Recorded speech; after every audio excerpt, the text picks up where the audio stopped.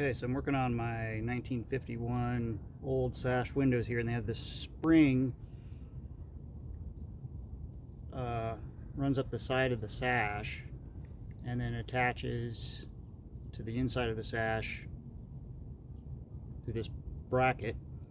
And at the top it has a square drive that fits into a bracket that's square, so it keeps it from spinning. On the other end it's just got a round shaft so it can spin. So the way to adjust these is install them.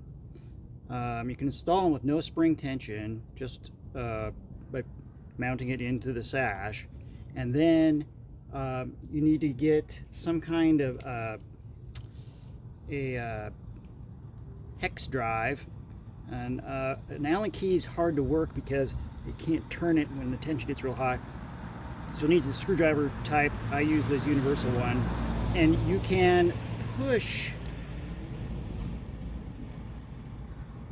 the square drive down and increase the tension counterclockwise, and then snap it back into the bracket. And you want to do it the same on both sides of the window. On my window it took about 11 turns to get the right tension for the sash.